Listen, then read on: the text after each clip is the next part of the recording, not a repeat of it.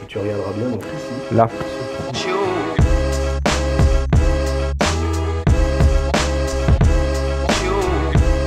Julien de Souza, designer à Saint-Étienne.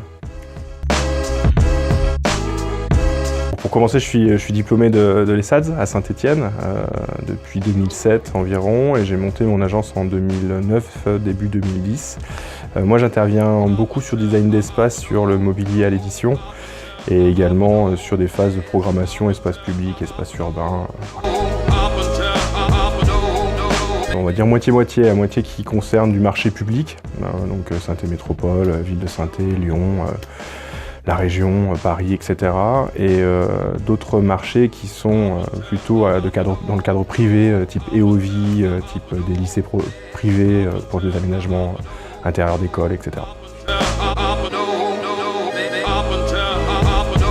Oui, il y a deux projets vraiment très intéressants sur lesquels on a travaillé, on est en train de travailler. Bon, tous sont intéressants, mais c'est vrai que ceux-là ont été le plus marquants. Le premier était un projet de résidence intergénérationnelle à Lyon avec l'Atelier des Vergers, qui est une agence d'architectes à Saint-Étienne. Moi, j'ai travaillé sur, de manière générale, l'aménagement de ces espaces, mais surtout sur la création du mobilier pour l'ensemble des colocations étudiantes dans ce projet d'aménagement.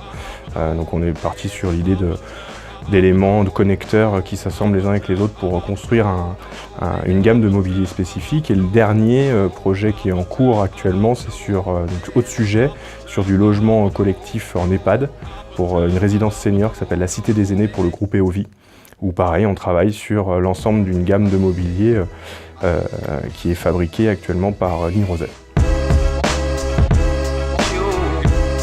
Il y a plusieurs facteurs qui font que Saint-Étienne résonne en international dans le design, dans le monde du design. Il y a déjà l'école. L'école est quand même un vrai élément d'attractivité sur le territoire pour former des designers. Ça, c'est le premier point. Le deuxième point, plutôt intéressant et pas le moindre, c'est la Cité du Design avec la Biennale du Design. Depuis l'intégration, ou du moins la construction de la Cité du Design à Saint-Étienne, on a vu vraiment l'intégration du design sur l'ensemble des marchés publics ou sur une grosse majorité des marchés publics dans la ville. Et ça a été pour les designers un vrai facteur d'évolution et de progression et d'activité. Ça, c'est le premier point. Et le deuxième point, c'est vrai qu'à l'international, bon, même si on reste déjà en national à Paris, etc., l'exemple de la Cité du Design est quand même assez remarquable et plutôt dupliqué ou tendance à se dupliquer à l'international. Chaque année, en tant que designer, c'est sûr que je participe à la Biennale du Design. J'emmène aussi mes étudiants, parce que je suis aussi enseignant à l'ESSADS dans le Master Prospective Design, donc c'est quand même un moment important sur l'année scolaire, on va dire, des étudiants. Moi, en tant que designer, c'est également un moment important. Chaque année, on expose des projets dans le cadre de la Biennale. Cette année, ce sera le projet de la Cité des Aînés, donc le pôle senior EHPAD avec EOVI. Ça nous permet quand même de nous tenir informés de ce qui se passe en fait de manière nationale et internationale dans le design, et puis nous d'avoir aussi quand même une visibilité dans un événement assez important.